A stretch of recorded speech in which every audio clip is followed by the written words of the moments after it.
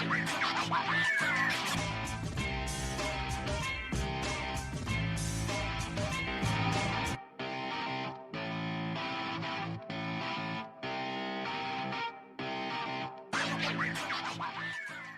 views and opinions expressed in this podcast by the host and or the guest do not necessarily reflect the views of the host and or Paranormal Buzz Radio and or its sponsors. Use of any material produced by Paranormal Buzz Radio without express written consent is prohibited. Paranormal Buzz Radio will not be held responsible for you holding your knees, crying, and rocking in a corner in a puddle of your own urine, or being beheaded by a group of children in a cornfield. In fact, if you come across a group of children in a cornfield, we promise to make fun of you as you run away screaming in terror. Listener discretion is advised. Caution. You are now entering the all-consuming realm of Shay's Paranormal Chat, where the things that are better left unsaid are actually said. Shut up and sit down.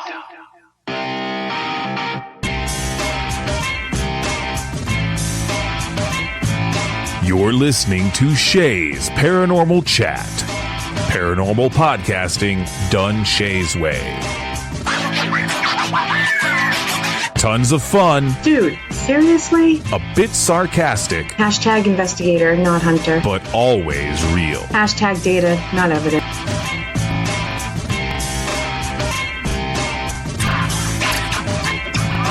Don't get your panties in a twist. Oh my god, really? This is real, raw conversation.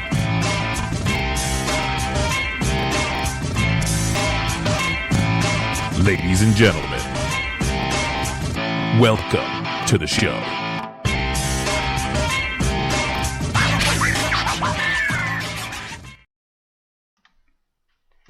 Hello, everybody. TGIF, as always. Thank you for listening. Yes, Darren, it is Shay. That's why it's called Shay's Paranormal Chat. But thank you for noticing me. Sorry, I have to give him a hard time, you know. I'm very excited about tonight. Very excited. This is a topic I've wanted to cover for a while. It's one of two subjects that I really, really, really want to get into. Of course, we have back our infamous Kelly McCarville, the co-host of the show. She is here in the house. Only infamous because I MIA most of the time, so, but you with know. Good reason. You know? I try. Yeah. I do what I can. You know. And, of course, we have Rebecca Williamson, the owner of the Cambry House and Farm. If you look it up on Facebook, it's Cambry House and Farm. So, that much I do know. How you guys doing tonight? Good. How are you? I am peachy, as always. So, I'm still sharing, so I'm stalling. I know, so am I. Sorry. No, it's okay. We should put a disclaimer on every show that, like, the first 5 minutes is going to be awkward because we're sharing stuff still. So, you know. Speaking of I'll share it. Yeah. Speaking of disclaimers, I have to tell you guys, after, I think this is my 52nd, 53rd show on this network, and I had the same stuff before on the other network, I still get a chuckle out of my disclaimer and my intro. Every time you can see me chuckling. I'm just like, so. All right. Rebecca, why don't you introduce yourself? Tell us a little bit about yourself. Like, pretend nobody knows who you are, even though everybody does know who you are, but let's pretend. Okay, sure. So I am Rebecca Williamson. I am the owner of Cambry House and Farm. The Cambry House has been in my family basically my entire life. It was owned by my grandparents. And then after they passed away, I bought it from their estate. And I opened it up as a wedding venue. And then realized it was haunted. So we've been doing ghost tours. I've done ghost tours out at the farm for the last 3 years. So, and then in my, the real job that pays bills, I'm a mail carrier. So, but yeah, that's pretty much it. I have kids. I have 4 kids. Let's see, they are 23, 21, 19, and 11. Oh, wow. How old are yours, Kelly? 22, 19, 16, and 14. No, see, Yeah. my oldest is 25. Joshua would have been 24 in February. And then the twins are 19 and Kate is 18 and a half. So we're all like folks in there. Huh, yeah, that's kind of cool.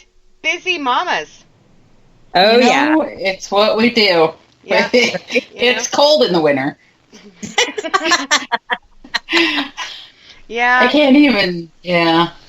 Anyways, huh? Sorry. Huh? Nothing. What was that? Nothing. You want to go on? No. All right. So should we get to the subject? Kelly's The blushing. subject. Never. I never. Oh, that's okay. so funny. So, as I said in the beginning, this is a subject I've wanted to do for a while. The other part is paramorals, as I call it, which we probably won't have time to get into tonight. So maybe there'll be a part 2 sometime down the road. But we could have Mama Pat on for that one because she would love to do a show about paramorals. Oh, we should. I'm telling you. I know. We keep trying to get her on here. She won't. She likes to talk the talk, but doesn't like to talk on the shows. Nah, she'll do it eventually. We just got to keep smooth talking her. Yeah. Hi, Mom. I didn't even... Let me do my shout-outs. Sorry. The first people in chat should have gotten shout-outs by now. Of course, we have Darren. My mother's in the chat. Mama Deb. Hi, Mom. We have Kelly. We have Kim. I saw her in there somewhere. We have Mama Pat. We have Maddie. Hi, Mom. Maddie as in Matt. Don't call him Maddie. I don't know why that started in the past 2 weeks, but all of a sudden they started calling him that. And those are the first people in chat, so they get the first shout-outs. Awesome. Hi, Betty.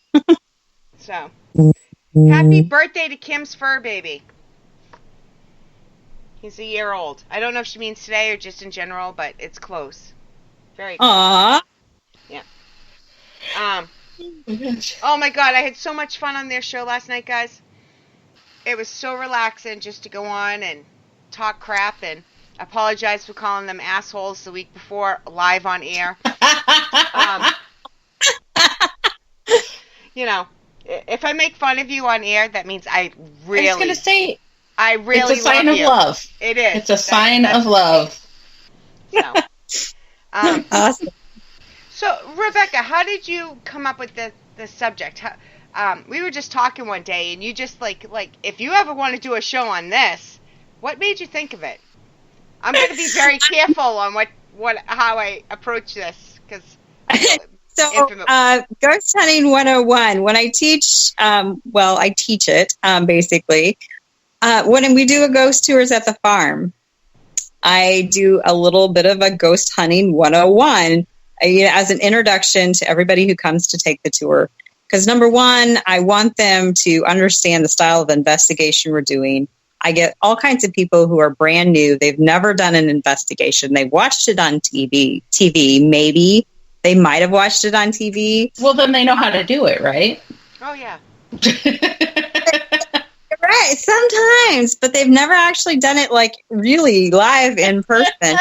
Why is this microwave setting off the K2? It must be possessed. It must be. There's a demon in the microwave. That's exactly what made me message Shay, because I had a group that was a bunch. They had been to all kinds of paranormal locations. These people had been to the Crescent Hotel. They'd been every spot. They've been to Villisca. They've been all over the place. And they did not realize that your cell phone could set off the K2. I was the first person that had shown them your cell phone could set off the K2. And I'm just like, seriously? Okay, then. This is the first time you've heard this?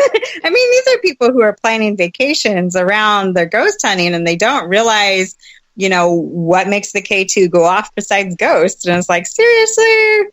Are you real people? It's a little scary. It is scary, but it's sad. That just shows what people are putting out there, that we, including me, as a host, as an investigator, as all these things, we're not telling how to do it enough. Well, and I think a lot of times we assume that they've watched these shows and they know what they know. You know, you watch the show, you know how a K2 works. Well, do you really know how a K2 works? Do you know, they know if it blinks, there's a ghost there. That's what they know. Right. Exactly. Do you know that if you set it down on the table beside the refrigerator and the refrigerator kicks on, that your K2 will go up? Well, and it depends on the K2 itself, too. Sometimes maybe this didn't set it off before, but this K2, it is going to set it off. So you have to, every time you go in and have a piece of equipment, you have to get that baseline. You have to figure it out. Amen. Yep. Right. And you have to know that since this is Ghost Hunting 101, before we go on, you want to explain what a baseline is? Sure. So the baseline is when you do an initial walkthrough with your equipment and you establish, what is going to set off your equipment. So you're going to walk through with your K2 and you're going to see, okay, what is going to set it off? You're going to put it by, check all your outlets. Check all the outlets in the house. Check all the appliances, lamps, anything with electricity. Your K2 is going to detect electricity. So, and do that with all your equipment. I mean, know what your equipment is looking for, like a K2, EMF. There's a lot of equipment that detects electricity. So know where your electrical stuff is at. So when you do that baseline walkthrough, we went into one place where the whole kitchen was set at like, the EMF was like a 3 on the K2 for the entire kitchen. Yeah. No wonder people were seeing stuff there. Yeah. Lordy. We recently went to a place that had a lot of claims of outdoor activity and stuff, and the electrical work on the outside, the boxes were so old, and that no matter where you went, we used 4 or 5 different type of. I see. This is why I don't do these shows that much when it comes to tech stuff. K2, millimeter, and then they had the dual something that would tell if it was electricity. It was like we used 5 different ones, and they were off the charts. But people don't think to do that. But if it's all around the building, if you go in the building, you walk in and it's a that carnival effect, that funhouse effect. Anyways, you add all that EMF, and boom. Oh yeah, that's like that would be a Faraday cage right there. Thank you. That's what I called it on the video too. That I can't release because I said some mean stuff. When you got electricity all around you, it creates a heightened electrical field, and people don't understand that those high levels of EMF will cause you to hallucinate.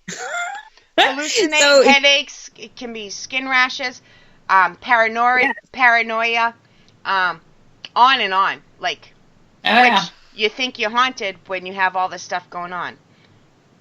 Right. It can cause hallucinations. So, if you've got a high EMF, if you come into an investigation and you're doing that baseline sweep, and like I said, that kitchen had the whole kitchen was a 3. It's like, and then we determined that it was the stove. They had an older stove, electric stove, that made the K2 go through the roof. It was like, wow, might want to that. and then the stories that they were telling us is like they were standing at the kitchen stove cooking, and they were seeing things. It's like, yeah, I bet you were. I bet you were seeing something. I wonder why. Right. Yeah. You might want to replace your kitchen stove. Yep. Is that your notifications going off, Rebecca? Yes. Hold on. Let me put it on. No, I was like looking around like, what is that? What am I doing? The first, if you get a K2 meter, the first thing you should do is go to electrical sockets. Not even at a haunted place, just anywhere. And alarm clocks, actual real alarm clocks, not cell phones, because cell phones do it too. But alarm clocks, the old style radio alarm clocks, you know what I'm talking about? Younger generations won't. So, but the actual alarm clocks. Yeah. Remember the ones that had the little the little number thing that would fall down and they'd click? Oh, I do. My grandfather had. I can only imagine what that would. But regular ones go. The highest EMF I ever saw is off of those. And it's non-paranormal. Yeah. Right. Electrical cords. Like I said, that old stove that one time, that one was like crazy. Yeah. Yeah. Just anything electrical. If it's got electricity to it. And then on the opposite side of that, if you're in a location that doesn't have electricity and your K2 is going off, well, then that shows you that that's more likely to be paranormal activity because there is no electricity. Your K2 should not be going off. Exactly. But then check and see I always tell people when you're using your K2 and it's going off, look to see what's near it. Is your cell phone near it? Is your friend's cell phone near it? Is it next to an electrical outlet? Are you waving it through the air? Can you make it happen routinely? If you walk by a certain place and it goes off all the time, whether you can figure it out or not, there's something setting it off if it consistently goes off every time. Right. And static electricity can set off a K2 as well. So if you've got like a staticky sweater on and you're moving that K2 around, that'll make it go off every time. So if you're moving the K2 around a lot, especially the type of the K2, because there's those little clear ones that have got the orange on top that if you shake them, they'll go off. Any of them do. You're talking about the ghost meter. Kelly is the orange. I'm not sure. Yeah, I've used one for 5 years, and it's gone off 3 times. But any of them, a regular K2 that you see on Ghost Hunters, they use a penny in them. If you move them too quick, they're going to go off. You have to get results over and over again, and you have to have it backed up by some other equipment before you can say, my K2's going off. This place is haunted. You got to have checks and balances. You really do. Well, one of the investigations we did recently, this group had an ovulus in the K2, and they had the ovulus set next to the K2. We always check that too, yeah. Mm-hmm. Yeah, the ovulus was setting off the K2. So they were getting the ovulus was making noise, and it was setting, the K2 was going off at the same time, but it was because they were set right next to each other, and the one was setting off the other. Yeah. So, yeah. It's just... Yeah, go figure. It's knowing the equipment, knowing what that equipment detects, I mean, so many of them detect the electrical stuff that it's really important to know the electrical. I mean, spirits are energy, and this is another thing I talk about during my Ghost Hunting 101. Spirits are energy, and so most of the equipment we have is trying to detect the energy that they have. Right. Yeah. I think...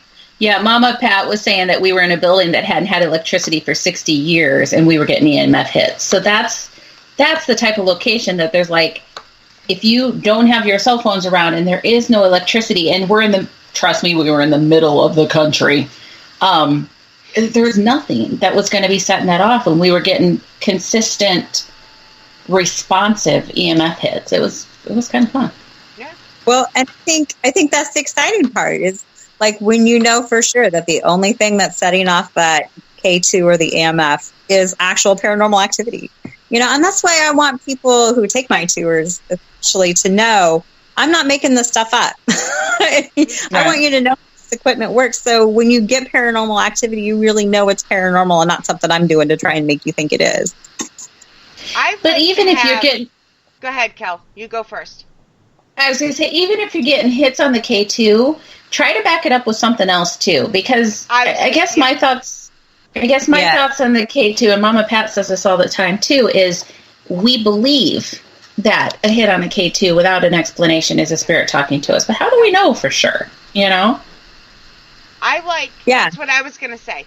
I like to have at least three different forms of something. Whether it's a personal feeling, like a strong one, not just, ooh, I'm speaking, whether K2, any form of EMF, ovulus, any of those, SLS, EVP. Right. 3 or more, then I'm like, okay. You know? But in the moment, you guys, in the moment when you're ghost hunting, they can't see my air quotes, but I did use air quotes. In the moment, even if I don't know if it's real or not, I go with it, just in case there's one chance, and I'll keep, you know. Oh, well, it's really exciting when that K2 goes off. It's like, oh my gosh, you know, it's really, really exciting. And then you're like, okay, I want to know for sure if that's what it is. But sometimes the equipment that you're running, you may not get those instant responses. So you do keep going just in case, because like we almost always have a digital recorder going. Well, we don't know if we're picking up an EVP or not. So you keep going with it just in case. Yeah, absolutely. Here's something that I want to get across. This is why people don't like me, by the way. All right, guys. Here is the truth. An EVP. All right. One of you guys answer. What is an EVP? Electronic voice phenomena. All right. So I hate to tell you guys, but that is totally different than a disembodied voice, and that is totally different than ITC stuff. An EVP is something you don't hear with your ears that you can later hear. I see people using Spirit is saying, check out this EVP I got. Sorry, that's not an EVP. Like, nope. It's not. It's still cool, but it's not EVP. Right? Or no? Right. And then the EVPs, I'm never really wild about EVPs because so many of them that people play are so hard to hear and understand. And they're playing you this staticky gobbledygook and they're all excited. And I'm just like, really? Yeah. but then you get the one that's super, super clear, you know, so clear. And it's like, yes, okay, play me the really good ones. I want to hear the good ones. I don't want to hear your static. The ones where they play them and you're just convinced there had to have been a real person there because it's so clear. Those when those happen, that is like blows you away. Those are amazing.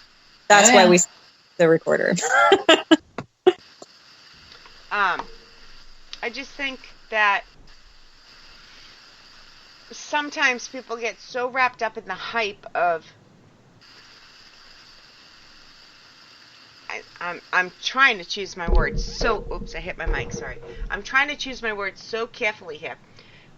Sometimes I'll say it, me too. You get so wrapped up in the hype of the moment or hype of putting stuff out there that sometimes people forget that it's not quantity that you want to get out. It's quality. Because it does nothing to further this field to put out like a stomach growling saying, Zach, I'm a demon, I'm coming to get you. You know? Actually, it does do something to the field. It absolutely does something to the field. It discredits all of us. Yes. You know, and the problem is it makes it so if you put out something that's questionable, you're going to lose your respect, the integrity that you've built. So if you're putting out every little growl and nobody can hear it but you, people are going to stop trusting the things you get even when you get something good.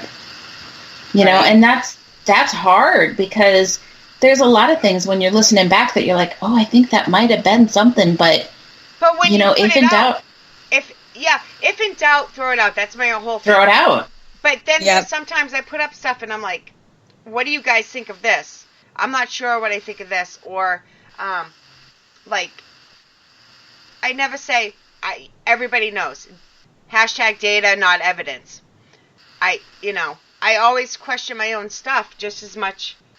Actually, and I don't think there's anything wrong with putting it out there and saying, hey, can you hear this? I'm trying to decide. It's when you put out the static and say, oh, it says this and I'm so excited and this is amazing. And it's just static, you know, that's, or somebody asks for your opinion and you give it and then they get mad because it's not what they wanted to hear. That's why I don't give my fucking opinion anymore. They send me pictures of dust and I say, Well, I'm sorry, but that that video is full of a dusty room, but that's my great grandmother. Well, then don't send it to me if you're so sure, because. Yeah. Well, and we do that all the time at the expo because people will bring stuff up and say, hey, will you take a look at this? And I'm like, sure, but I'm going to tell you the truth. Are you prepared for that? Yeah. I actually go as far to ask people, don't send me your pictures. Don't send me your videos. EVPs, that type of stuff, great. But pictures, no. But I'm not there. I don't know how the room's set up. I don't know who's in the room. I don't know what's moving. I always explain, on my tours, I always say, take all the pictures you want. But pictures are controversial because so many people have orb pictures that they think are orbs and they're actually dust. And, I sit there and I'll try and explain to them what a true orb is and what it looks like and all that stuff and the difference between that and dust. And then they'll send me a lens flare and... Yeah. Hi. I just... And even if it is a real orb, I'm not fucking qualified to tell you it's a real orb, people. Well, and so, you can get a lens flare from something you don't even see. That's not even in the picture. Right. Yeah. So, take pictures. Yeah. But, send me the good ones. That's what I always tell them. Send me the good ones from your tour. I want to see your good ones. And then... but see, you know the location. Well, yes, exactly. I know where all the lights are in my location, so I can tell. I have a better idea of what they're doing and what they're not. And when I try to explain dust, I'm like, okay, so if I tell you to go down in the basement and you walk back and forth across the floor about 10 times, and then you snap a picture and there's 100 orbs in the picture, that's dust. Yeah. I don't think that's a ghost. That's going to be dust. And let me tell you, I was there years ago. I've done it, but I admit it now. All right, I made a mistake. The sad part about that story, Shay, I had been on an actual ghost tour where they did that. They took us to an abandoned building and had the entire tour group walk back and forth across the basement and then had everybody snap photos. And then they're like, oh my gosh, look at all the orbs in your picture. And I'm just sitting there going, I paid money. That was a huge eye roll for me, if you're wondering what that sound was. No, I just, we've all been there, but my problem is the people that can't learn or don't want to learn, and they keep putting the same stuff out, Right, and that tour, he did that on purpose so that they thought they were getting activity when it was dust. Yeah. And that to me I find frustrating, and because. Yep. Then when they go to show their pictures, the people are going to go, that's dust. And they're like, and people need to understand that there is dust everywhere. It's not just the basements that haven't been cleaned. You can go into a home that somebody lives in routinely and cleans routinely, and it looks clean. But there's dust, guys. There just is. So my house. That you just, with the cat and the dog. Mine's dusty, that's for sure. Yeah. Darren, we'll get to that question in 1 second. I do see it. I just happened to look down. Don't let me forget, Darren. Darren has a question? What? Yeah. Yeah. I think we're all on the same page. Well, I think Kelly's on the same page now. I'm not sure. All right, let's just ask his question. I get scared to ask this question because I get very passionate about this. Darren wants to know, Rebecca, how do you feel about the flashlight technique? And I want to know Kelly's too after. I'm assuming that's like on Ghost Hunters. They use that one a lot. The old one where they kind of that even Grant Wilson said was bullshit. Since then, yes. Sorry. I personally have never used that technique in an investigation. It looks very impressive on tape. When you watch those old Ghost Hunter episodes, it looks impressive. And I don't know. Yeah, I don't know. Maybe, maybe not. I'm unsure. I would say, I don't know that I've actually seen it work. Let's put it that way. Right, that's it, Miss Kelly? I can't remember if this is one of the things we agree on or disagree on. I am on the fence because the logical science side of my brain says it makes sense how they say that it works. That basically you've disconnected the flashlight head from the battery just enough that it's not quite making that connection. But over time, the charge is going to build up, and it's going to turn that flashlight on and off. That's the debunker side of why those don't work. And I get that theory of it, but that doesn't discount the times that I've seen it respond consistently. Yeah, if you and logically, if you can prove scientifically of why this can happen on its own, then how can you credit it for anything? But how can you discredit it when you say blink quickly 3 times and it goes blink, blink, blink, and you say don't blink for an entire minute and it goes an entire minute without blinking? And then you say, okay, that was great, now blink twice. Blink, blink. And then, this is where I kind of go back and forth. We were having, down at the Mason house, we were doing the flashlights, and we were getting ridiculously consistent responses to the questions that we were asking. And we were asking the questions to try to make sure that it was responding, like we were really getting responses. And so me being kind of the smart ass that I am, said, you've been turning those on and off all night. Can you move them? And we'd see the flashlight roll a little bit, and then it'd go right back to answering us. And I got brave and I said, okay, we've seen you roll the flashlight a little bit. How about you roll it off the table? 2 out of the 3 flashlights that were on the table flew off that table and landed about 10 feet away. The third one didn't move at all. So we picked them all up, put them all back on the table, tried everything we could to get them to roll off that table, tried to debunk how they came off that table, let alone went that far across the room. Set them back up, and it went right back to answering the questions again. Mama Pat had missed it the first time the flashlights went off the table. She was unamused. So she came back into the room, and we had gone back to asking questions. It had gone back to consistently answering. And she said, hey, you threw them off the table again. Can you? And she was going to say, make it do it again. And the same 2 flashlights go flying off the table. Right, Third one stayed put. Different. Remember where we said don't go with just one piece of evidence, have it backed up by multiple things? Yeah, but exactly. if there's a scientific reason, I can't mention the other person's name. Well, I could, but I don't want to because he doesn't deserve credit. We recorded the flashlight like that for over 24 hours, and it does stuff like that because How is it not consistent? That's where my logical brain goes. Because I get the building up the charge. Yeah. But if that's the case, it should fairly steadily build up the charge and light up at the same time. Throw it out. When in doubt, throw it out. If there's a Which is why most of the time it's thrown out.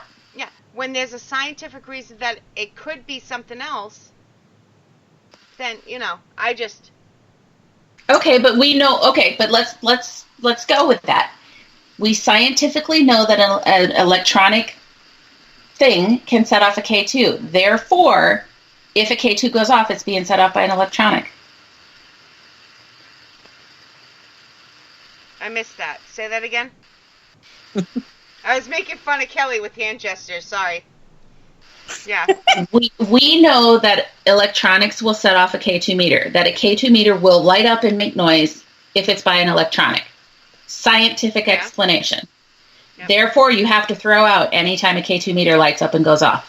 Because there's a scientific reason it can happen. If there's nothing around no. Yeah. You can't play that game because you can't visibly see that electricity is building up in that flashlight at that particular time any more than you can prove to me with it beyond a shadow of a doubt that there is not something causing that K2 meter to go off. It's the consistency of it. It's the two too responsive and too accurate to be coincidental. Right. If it was going off like every minute, I would say, okay. Consistently every minute, absolutely. Then that's the electrical charge building up. So like what Kelly's talking about, where it's blinking on response, and you're not just asking a question every minute. That could be anything, but overall. And we would do it. So they were 3 different colored flashlights, and we'd say, light the blue one, and the blue one would come on. And we'd say, okay, turn off the blue one and turn on the red one. Blue went off, red came on. And we're like, okay, turn off the red one, it'd go off. Light the red and the blue. They both come on. We'd just say, okay, turn those off, and they'd go off. And I mean, it was responding this quick. As quick as I'm telling you the questions, it was responding. And we're like, okay, you guys have played with the red and blue one all night. How about the black one? And the black one comes on. Yeah. That is too consistent. And the black one has stayed off all night long. A broken clock is right twice a day. It doesn't mean you can go by that time all the time. And that's what I'm saying, is you can't always say that it's something. You absolutely cannot always. But I won't use it because of that reason. That's my whole thing.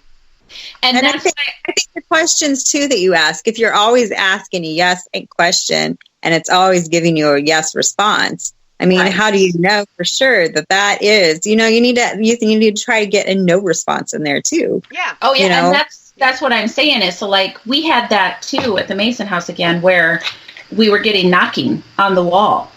And again, even with that, guys, my brain goes to, there's a logical explanation. It could be pipes. It could be this. It could be that, Could be the house settling because it's a almost 200-year-old building, So it would knock, and, and you'd hear, and then we're like, okay, we'll knock twice.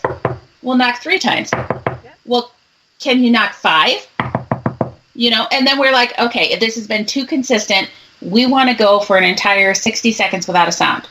And it was absolutely dead silent. So like, that was great. Are you still there?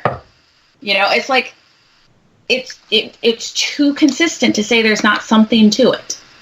And that's the part, when you know for sure that it's paranormal activity, when you've debunked everything, and for sure it's paranormal activity. That's what makes it so exciting to me, when you've debunked everything and for sure, rather than not, what, maybe that is, no, I want to know for sure. I want to know for sure that I am seeing paranormal activity, because that's my ticket. Yeah. if you are going to do something like the flashlights, you need to be ridiculously patient. And we're talking an hour or 2 session of consistent. You should be that way with anything, honestly. Yeah. For sure. I saw a question from Darren. It was quickly deleted. So. Oh. Uh-oh. Darren being naughty. Yep. I'm sorry. Oh. I think that's Kelly, and I think that's Andrew. Is that you? I think it is. Chat? Yeah. I'm pretty sure, but I'm not sure. So let me know. And Darren was asking about last weekend at Melbourne with the flashlight game. Yeah, a couple people did. The chat's moving there were. Quick. Yep. Yeah. The other group that we were there with do the flashlight method, and they were upstairs in the attic doing that. The interesting part of that, again, though, for anybody who didn't watch the Facebook Live, is we basically had 3 sessions going all at the same time. So they were upstairs doing flashlights. There was another group in one of the rooms doing the Estes method. And I was in a third room then running the Spiritus. And then Chris Nielsen, a paramedic, was there with us, and he was kind of like the runner between all of us. So he would hear the question from upstairs, be answered through the Estes method in the next room. And the questions that they're asking are being answered through my Spiritus, and the questions I'm asking are being answered up in the attic. Oh, that's cool. It was crazy. Yeah. That's cool. I'll have to go back and watch that one. Yeah, I haven't. It's hard to catch it all because you only got my side of it from the Facebook Live. But yeah, that's what they were saying, and Chris had the benefit of being able to see like all parts of it. So yeah. And I think that part is where the evidence review comes in. Yep, absolutely. they go so data and all the shows, but that's so important because then you can putting together the pieces of the investigation to find out what you actually caught. Because like the knocking, you doing the investigation, you'll hear something, but on evidence review, you'll find out that somebody else was in the other room or somebody was downstairs. And how many times has that happened? And we even did that. So when we had started this, it was on one of my retreats. And so there was just one group of us in the room and there were two other groups, other places. Well, eventually one of the groups came with us because we'd been in the room so long. And it kept going. And finally I said, go get the third group so we can make sure that absolutely everybody is in this room. And so the third group came in, and that's the other part of this is, this went on for hour and a half that we got responses like that. It was the best thing ever. I should try to find the recording of it. It was good. But, evidence review is so important to know. We're killing Shay, by the way, continuing to say evidence. Oh, sorry. What term would you prefer?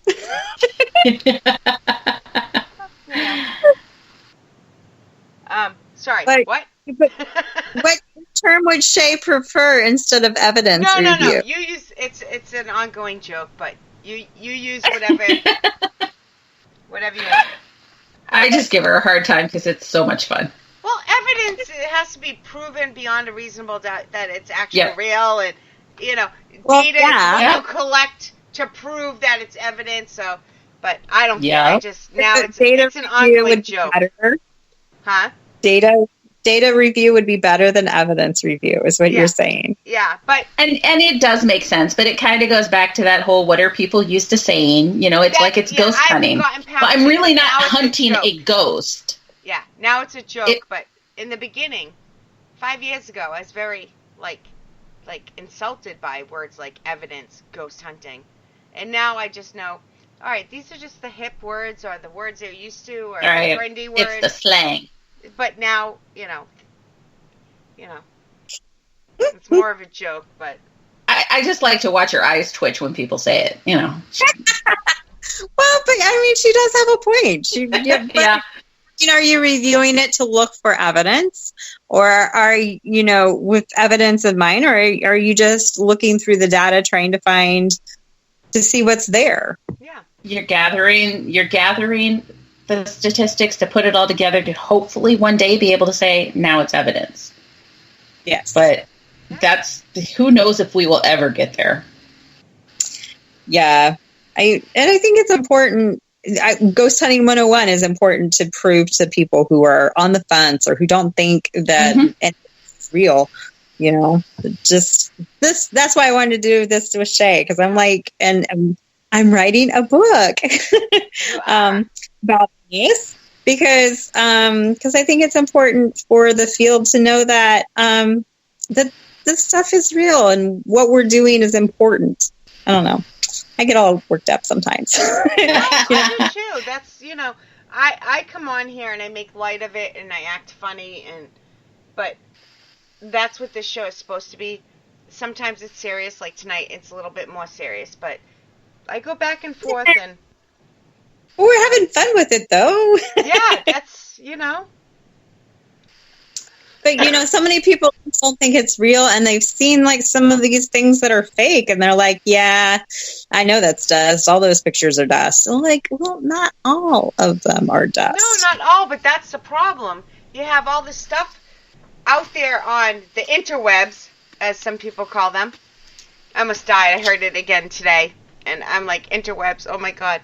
Anyways, sorry. But it takes away from, stuff that might be real. And it just... Yeah. It's not always their fault. They don't know. They just think anything that glows in infrared or on a cell phone is a ghost. And that's why shows, podcasts, Facebook, any paranormal team that's putting out stuff, that's why it's important that you state your opinion, you teach, you lead by example instead of you know, we've all, come on, all three of us have put something out there that later we're like, okay. You know, years later you're like, but we learn, and I have no problem saying, hey, yeah, okay, I didn't know what I was doing, or I screwed up, or, you know. Well, and I think part of it is they want to put out something because they want to have this claim to fame that, well, I always get something everywhere I go. Well, then you're obviously not a real paranormal investigator, because that's not how this works. No. I think there's a lot of pressure because they see the show and they get something every episode. So, well, that's because they don't air the episode if they didn't.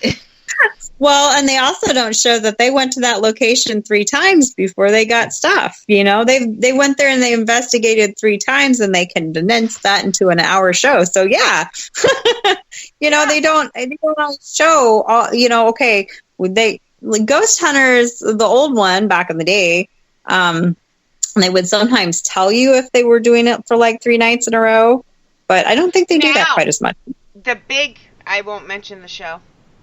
But the big one that I hate, not only are they there for multiple nights, but they send their crew there a week before them to start filming stuff. Like, that's, you know. Right.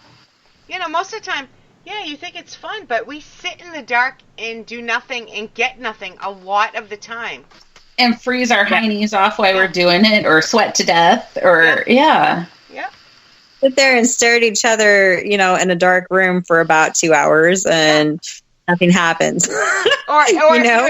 if you're my sister and mother, you have to watch me dance or sing, or, you know, just to kill time.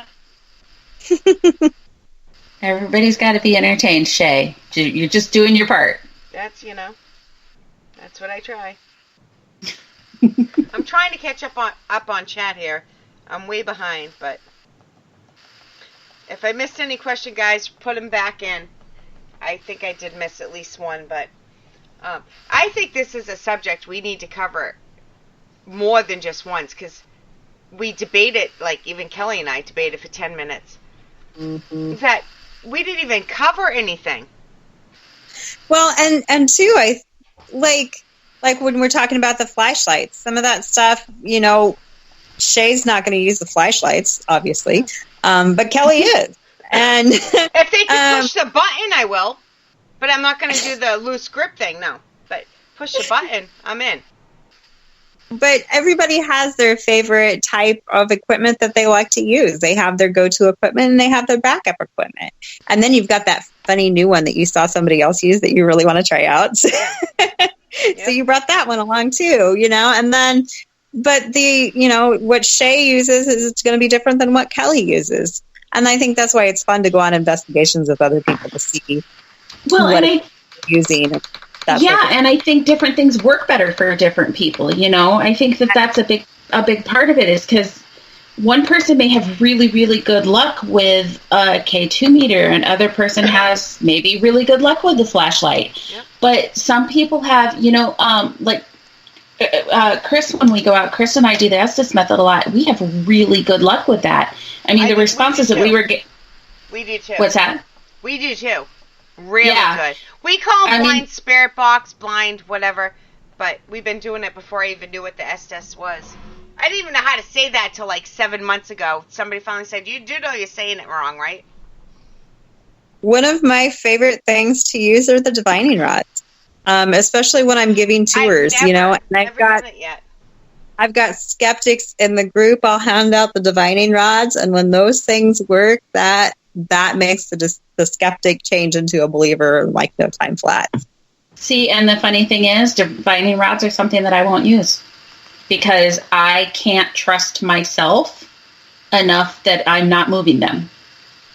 So, I mean, I will because they entertain me, but I don't know that I would ever say, here's some data that I feel is truly something, because, and it's not because I don't think they don't work and that I haven't seen them work for other people. It's just for myself, between the fact that I know I move and I know that I can move them if I want to. I've never even seen any in person, so I have no idea.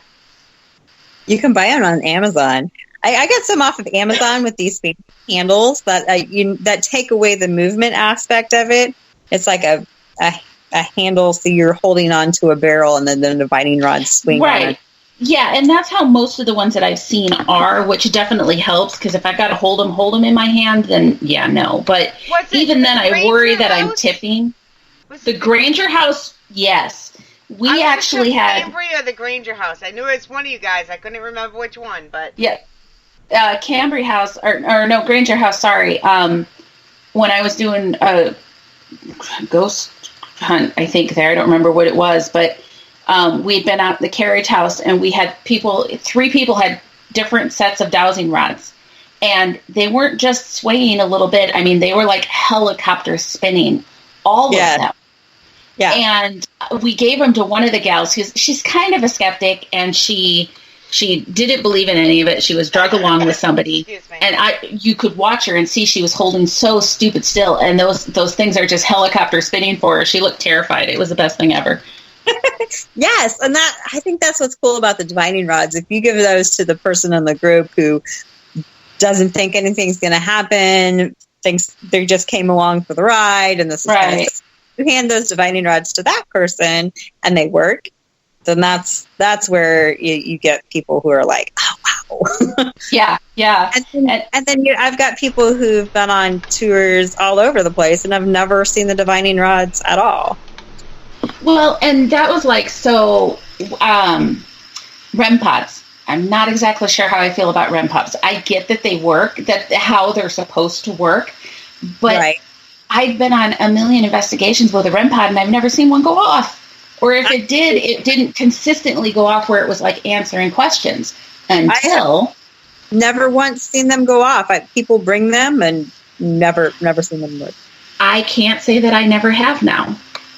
We were at the Lookout House just outside of Gettysburg, and I was there with the River to River gals, and they had a REM pod set up in one of the bedrooms, and it was consistently answering the questions. And it was funny because somebody had gone over and said, well, this is how you make it work, and they touched it to make it go off, and as she's walking away, it goes off again.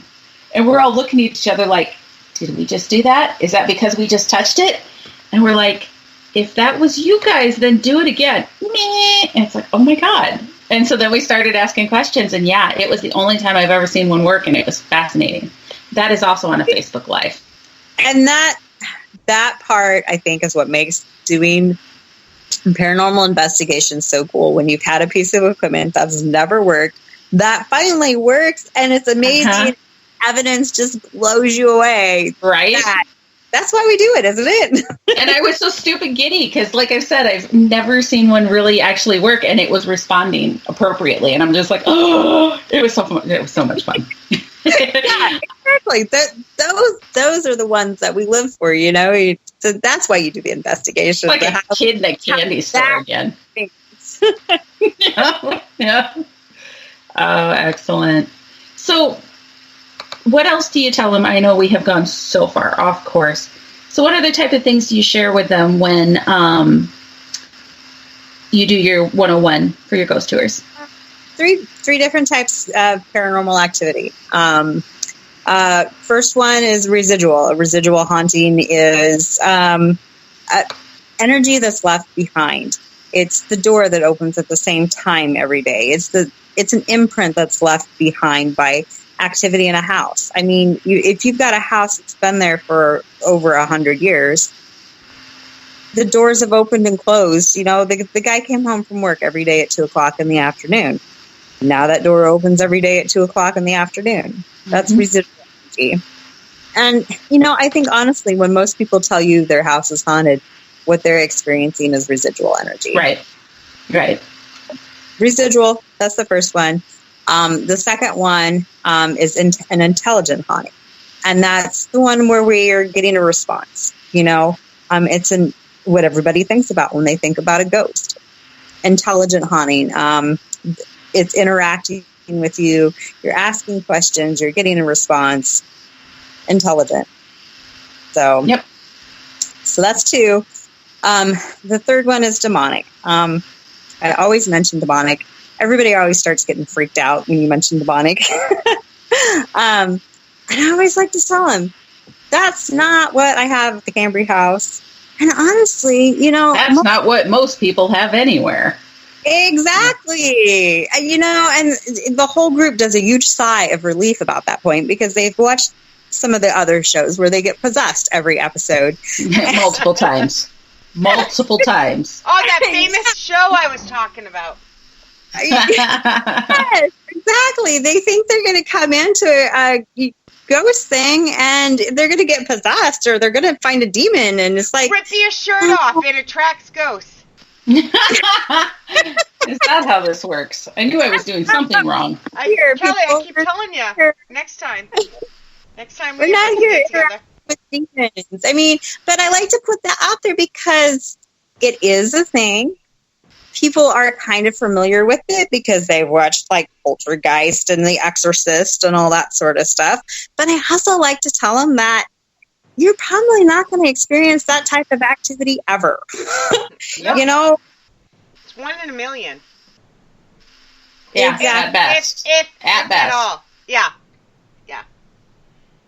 And don't mess with it. Don't try and go out to find that type of activity. Just don't. I don't know. Yeah, I cover those 3 types. That's my 3, residual, intelligent, haunting, demonic. Yeah, that's... before I forget, Darren was kind enough, like 10 minutes ago, to re-ask his question when I asked, and I never asked it. So I would like to ask it now. I'm trying to keep up with chat, but... I can't see chat, so you just have to tell me. Do you think when he asks this question every once in a while, and I take it a step further than he does. His question is, do you think ghosts and spirits ask us questions like we ask them? And my part is, do you think they see us like we see them, like they're trying to figure out if we're real? So, question 1, Darren's question. I think they do. I think they are totally asking us questions, and I think that's why we have the equipment to try and communicate with them. I think it's silly to think that it's a one-way conversation, us asking questions and them answering. Why wouldn't they be asking us questions too? I guarantee you it is not a one-way conversation. Yeah, see? And sometimes, like when we're reviewing the data from a recorder, we're getting the EVP with a question, So, yeah. And then the second part, can they see us? Like, I think they definitely can see us. Now, as to, how real we are to them, I don't know. That's an interesting question. I just always wonder that. From what they've answered me, basically they say that we look a lot like, it depends, which is kind of how it is when you see a spirit. It depends, Sometimes we look real, flesh and blood, just like normal. But there's other times that we appear wispy to them too, or we look like we're glowing, or we look just like a dark shadow. So, do you think they see our auras more than they see our flesh and blood? I think they absolutely can see our auras. I don't know if it's more or less, but the reason that I think that they can see auras is because I've asked the question a lot, and people have asked the question a lot when we do like group investigations and stuff. Why are spirits drawn to me? Or why are they drawn to, they'll ask me, why are they drawn to you? And what the spirits have explained to us is that we look different to them. Each person looks different. Your light is brighter. Right. They tell us that I've heard the words, we sparkle, we glow, we shine, which I think is where, we do. It's like a moth to a flame. So they're more attracted to certain people, and it tends to be the people who can communicate with them easier. But if we look a certain way, that must mean everybody else looks different. So, and that's what I think when they're saying that we glow, that's what they're seeing is that aura. Yeah, that's my opinion. But to try to explain an aura to some of these older ghosts, that's just way beyond what I've tried to do. Let's sit down and have a conversation. No. No, I've heard that a lot, though.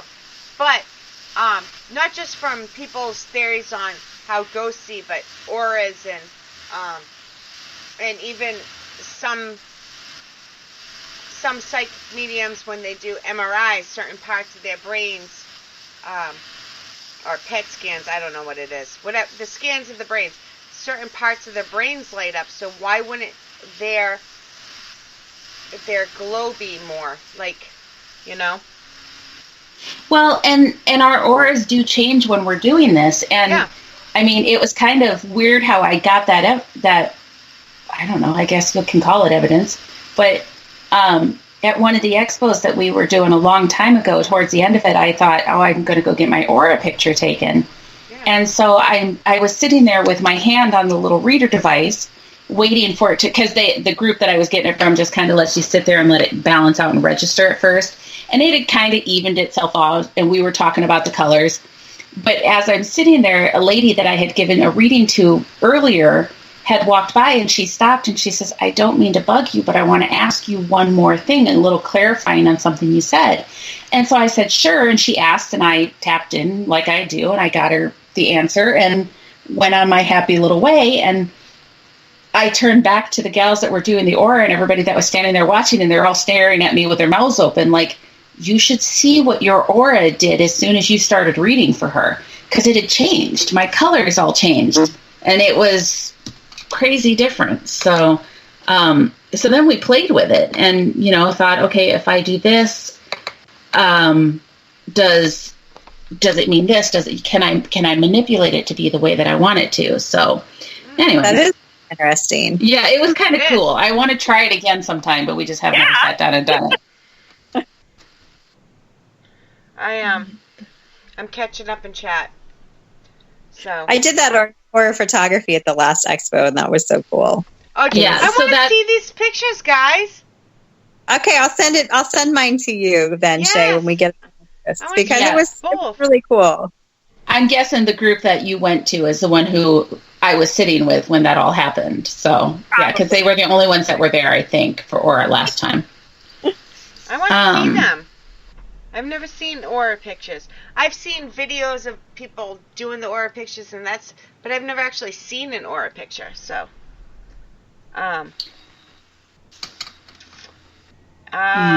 let's see. Yeah, I would try it. My aura would be like all black, like people. It would not.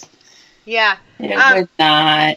Darren, if you could phrase that question. I was just going to say the same thing. A question? I am shocked.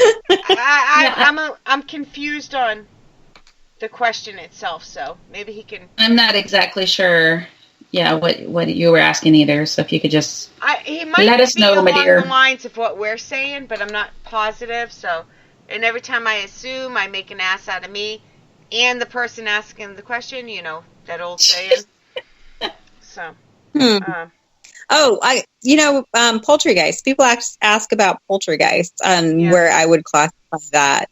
A lot of times, poltergeists aren't actually ghosts. There's two different things. Yeah. There's a poltergeist and poltergeist activity. Two totally different things. Yes, and I think that's a very good thing to clear. I'm so rude, I keep interrupting the guest, but... No, this is good. I like the interactive chat here. Yeah. But there's two separate things. A poltergeist. A paranormal activity poltergeist I would classify as an intelligent haunting. But then you have the ones where it's a teenager where they are unknowingly making objects move with their mind. Yep. But then you have to question, because this is where my logical brain goes, because I think that happens a lot. I think it's a lot that it's people's energy that's making something happen. Yeah. But is that then a poltergeist, or is that telekinesis? Right, exactly. Telekinesis. No, it's telekinesis. Right, but people call that different things. It's two different things. So I agree. I don't classify, if a spirit opens a door, I don't classify that as a poltergeist, though. And I know other people are like, well, anytime something moves, it's a poltergeist. No, poltergeist All a poltergeist is, guys, is a German word for a loud spirit. That's it. It's a well, I know some ghost. pretty damn loud spirits. Poltergeist activity is an intelligent haunting. Yeah.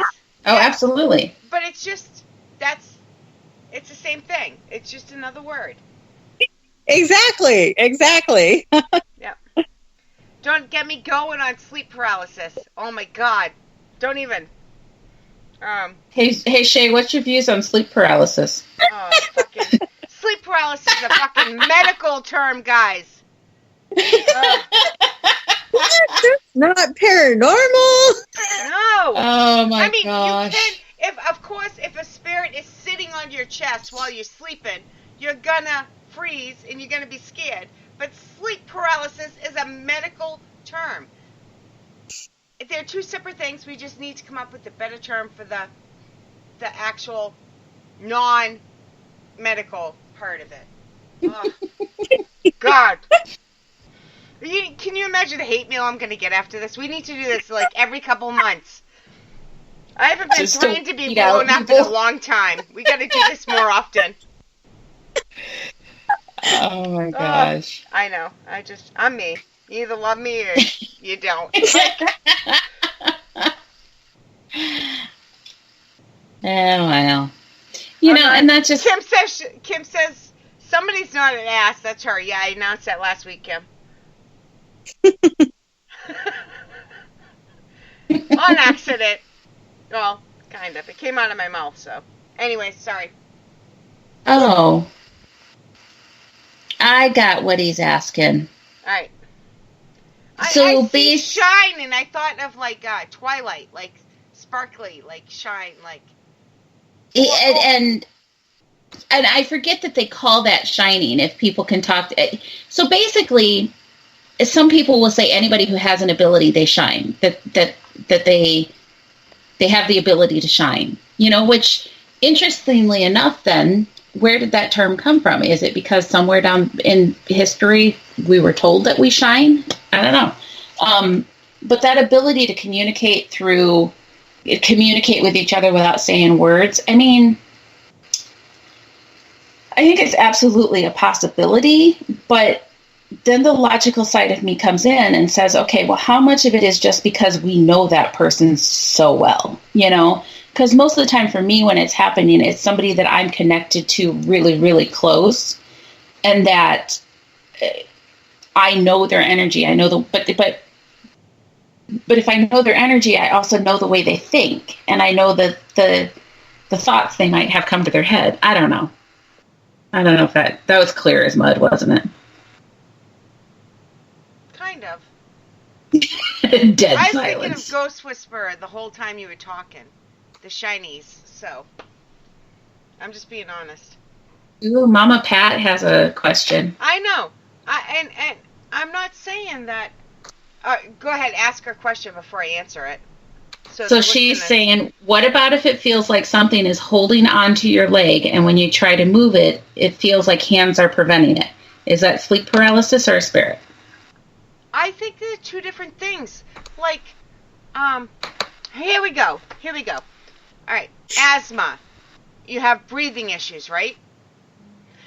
It's like saying a spirit's choking me, so I have asthma. I experienced asthma because I couldn't breathe. When a spirit, they're two different things. It just irritates me. So I don't think that, to clarify what I think you're saying, you're not saying that a spirit doesn't have the capability of making you not be able to move. No. You're just saying if it truly is a spirit that's making you not move, that's not sleep paralysis. No, because sleep paralysis is an actual medical thing. I gotcha. Rebecca's rolling her eyes at me. Or with me, I'm not sure which, but I'm just saying it's a combo. Because I mean, what Mama Pat is describing with somebody actually physically holding your leg, I mean, I would think that could be paranormal, but but Shay is correct. Sleep paralysis is a medical condition. But I don't think Shay is saying that it's not possible that a spirit can hold you down. I'm not. No, I agree. It can. A spirit absolutely can hold you down. That doesn't. But if a spirit is holding you down, that's not sleep paralysis. That's a spirit holding you down. Thank you. See, this is why This is why we host the show together because I can't. I speak Shay. She does. It's a medical thing, sleep paralysis. So it's like, I don't understand why we come up with. If you have sleep paralysis, it's not a spirit holding you down. If you have a spirit holding you down, it's not sleep paralysis. That's what I'm saying right there. It is possible, but they're two different things. That's all. Matt just keeps yelling demon in chat. That's a troublemaker. Don't mess with demons. Stay away from the demons. Go into the light. I bet Matt's sitting at home in his computer room, ripping off his shirt, yelling demon. I bet you. Did he go spike his hair first? Oh, sorry. Did I say that out loud? Shit, sorry. No, I think spirits can hold you down. They can, not often. I don't think it happens often. Yeah. But it is possible. But it does definitely happen. But I just think using a medical term for something that's paranormal is confusing. It's scary. Sleep paralysis is scary. And so they want to blame a ghost because ghosts are scary too. So let's just lump it all together in one thing. Yep. Makes perfect sense to me. I'm glad we're entertaining Andrew tonight. And I want to thank you, Andrew. Thank you for coming in. But I think we're entertaining him tonight, so. That's good. Yes. We do our best. Mama Pat says Matt's hung around Roland too much. Well, he lived with me for 12 years, so he stepped up if he's hanging out with Roland. So. Aww. You stop that. What? That was, hey, God bless him. That's all I gotta say. Such a troublemaker. I am. We've been on for a while. I am serious. We gotta come back and do this again because we didn't even touch the surface. I'd be willing to make this a regular thing with three of us every couple months. Yeah, for sure. Yeah. I love the intelligent debate with people who know what they're talking about. And the three of us, we can debate, and we're not going to get fucking butthurt. Like, I'm going to unfriend you guys as soon as we're done. Yeah, You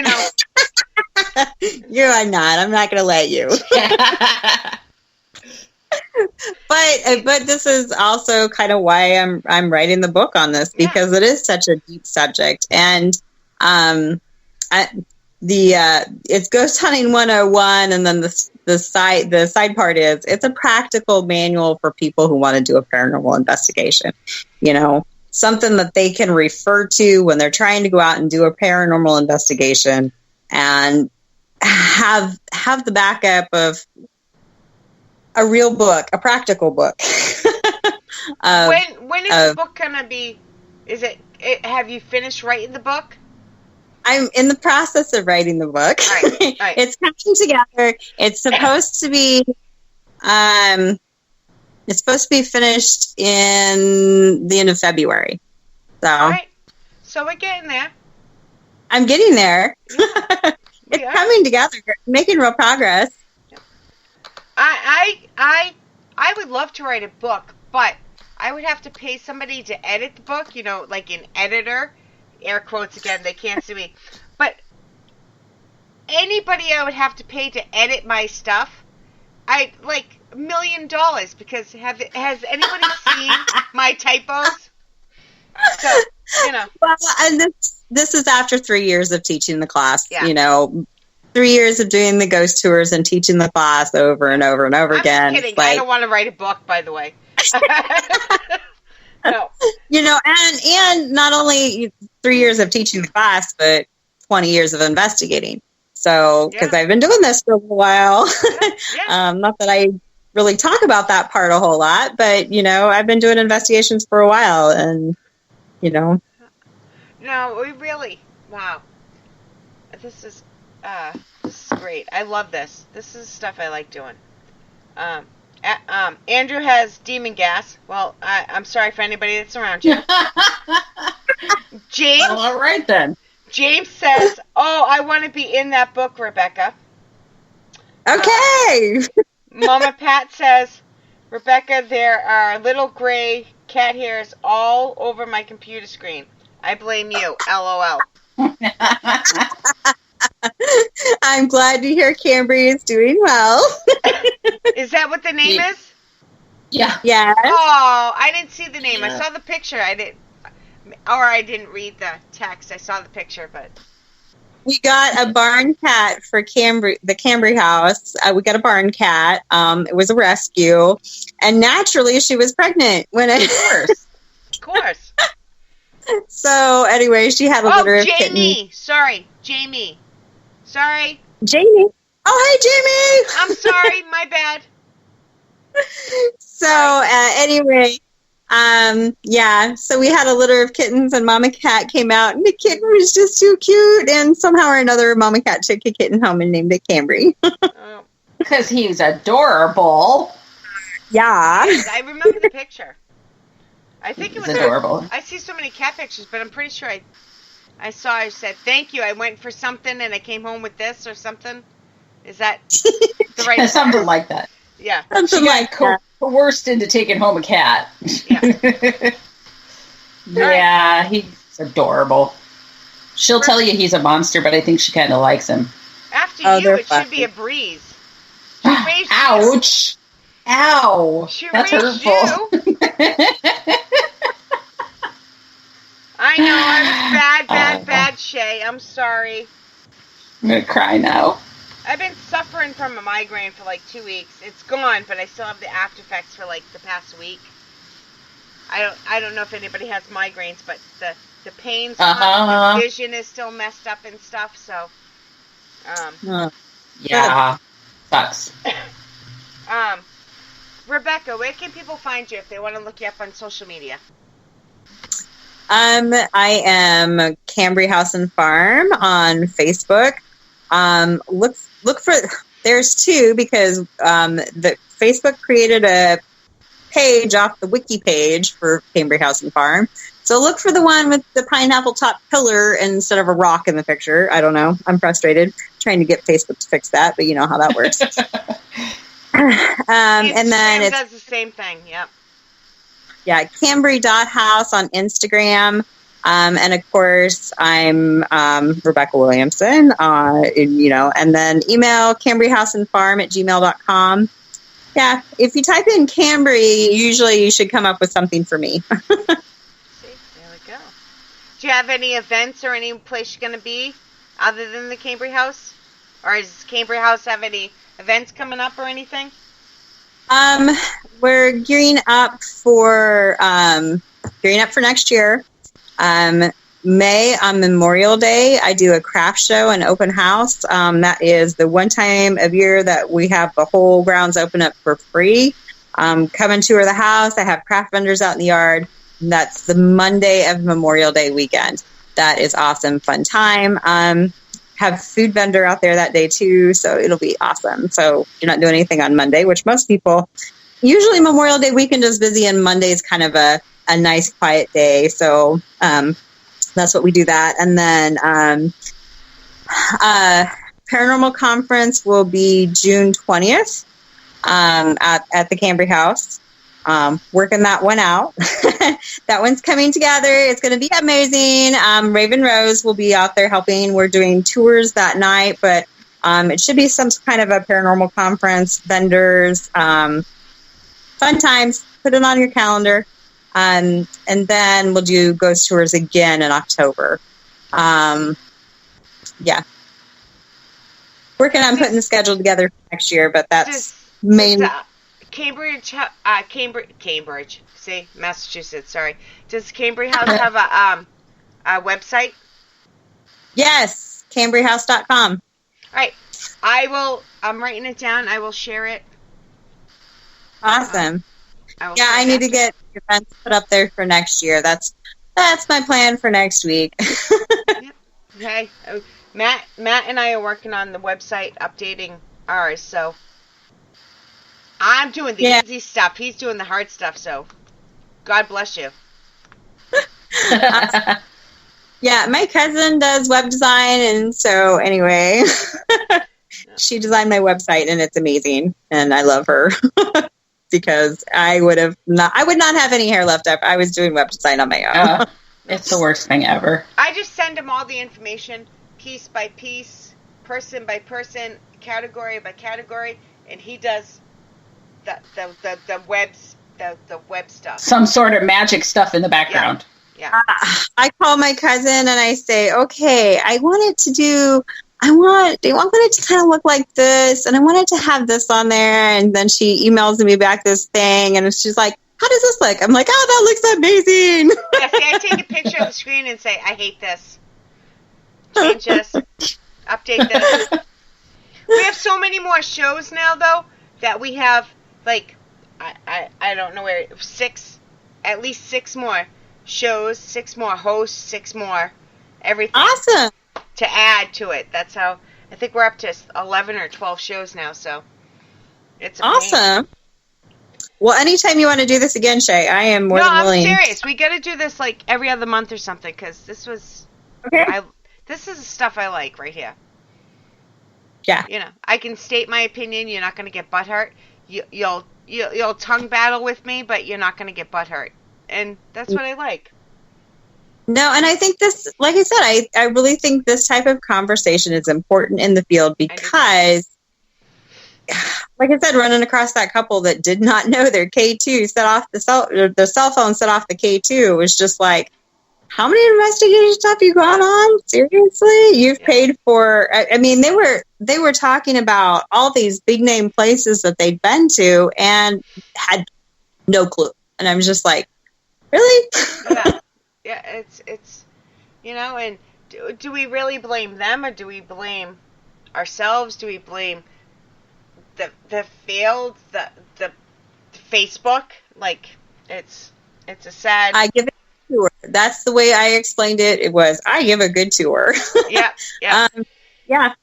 It's a, like I said, I give a thorough tour of Ghost Hunting 101, you know. But they get opportunity. It's not just I do the Ghost Hunting 101. They do get an opportunity to investigate the house, but they know what they're doing when they get them there.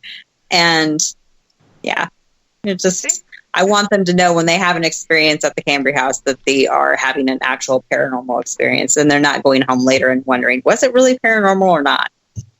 Or thinking it was automatically paranormal. Yes. Yeah. Kelly, where are you going to be? Where are you going to be? You gotta wait. We gotta put a limit. Next couple weeks. That's it. Because we'll be here another 3 hours if we're gonna put out all your venues. Actually, it's still a little slower right now. So I will. More Kelly time. Yay! I will be at a location tomorrow night that I will let people know where I'm at tomorrow night. It's all like secretive and stuff. And then next weekend, I am at Edinburgh. Nice. And then January, sometime, I can't remember what date we picked, we'll be investigating the Granger house. And then I have an intuitive retreat scheduled for February 1st that I haven't officially started announcing yet, but hey, if you're interested, it is on my website. I just haven't announced it yet. So, but that will be at the Mason house because I haven't been down there forever. Nice. So yeah, that's me. And I'm moving my stuff because Kelly's not going to know the answer to the next question. When's the Realm Walker back? I will be in January sometime. Probably not the first week, obviously, because that's January 1st. So January 8th? I'm thinking I'll probably come back on the 8th and start out with just doing some readings so people can know what to look forward to going into 2020. And then I've got some guests potentially lined up for after that. I just got to get it all date-wise figured out. Nice. Before I forget, I will be nowhere but my living room for the next week or so. A couple weeks, my daughter's home from college, so I'm not doing anything. That's my big event. But I was not allowed to mention Christmas until the end of the show. So, I want to just, I have 2 different calendars in front of me. It's a personal joke, guys. Sorry. Listeners are not going to get that, but that's okay. So, tonight Miss Beckett does not like Christmas at all. Yeah. I'm not looking forward to this Christmas either. That's why, honestly, I didn't bring it up. But it's a nasty holiday. It just is. Anyway. It is. This is the last show on the network until, believe it or not, we have a Christmas Day, Wednesday, I forgot, December 25th, 6 p.m. Eastern, 5 Central, episode 2 of the Cauldron Talk with Casey. I always forget because I call her Kay. Will be airing that night. So, and then we have a show. So, the 25th, Wednesday, then I'll be live with Kelly, the 27th with Heather Larson, which is a Friday, of course. And next calendar, it's a new year, so new calendar. I got to move to the next one. Yeah, flip the page. Flip the page. I can't. I got to go to a whole new book. Oh, gee. Yeah.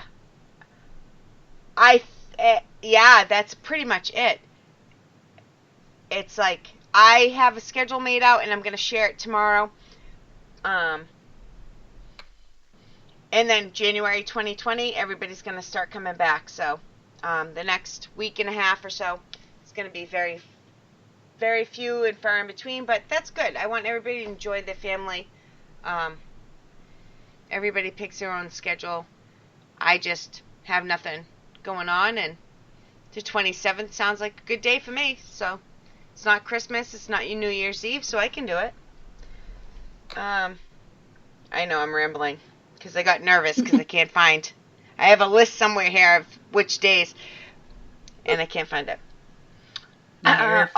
Seeking the Paranormal on Thursday the 26th. They also have one. Kelly, will you do me a favor? Do some shout-outs for me? Sure. Chat. See, I love her. She's so good. All right, so in chat tonight we have Kim, Darren, Mama Pat, Miss Shay, Matt, scrolling fast, Mama Deb. Hi, Mom. Hi, Mama. Hi, both Hi, moms. Mamas. Yeah, hi, Mamas. Mamas. Eric popped in for a minute. Josh Smith. I didn't even see Josh jump in there. He was so well behaved. He was. You never noticed him when he was well behaved. I know. There were words I wouldn't expect to say. Right? Angie Johnson, Jamie,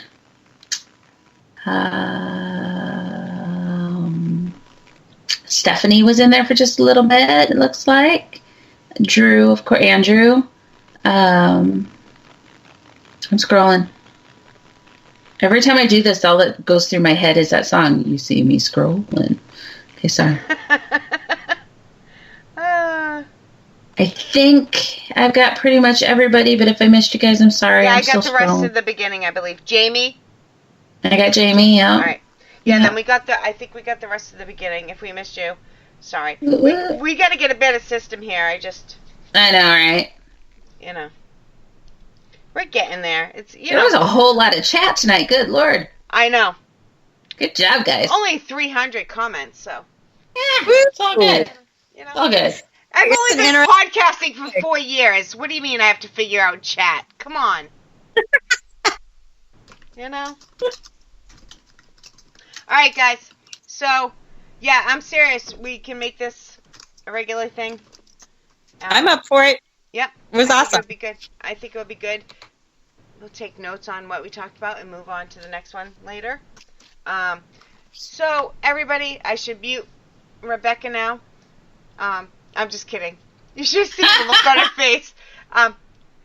I will not be on till the 27th, so I do want to wish everybody Merry Christmas, Happy Holidays, whatever the fuck the political term is, but I celebrate Christmas, so I want to wish everybody a Merry Christmas, and we will see you next Friday, right here. Yep. What's that? Same bat time, same bat channel? Something along those lines. Something. And you'll be joining us, right, Kel? Yeah, as far as I know. As far as we know, Kelly will be here, so. That's the plan. So. I think you're stuck with me until, like, January 24th or something like that. Oh, nice. I know. Stuck with you. Oh. You're getting spoiled. I am. Oh, hoo-hoo. All right, guys. Good night. Merry Christmas. We will see you next week. Love you guys. Merry Christmas. Thank you, everybody.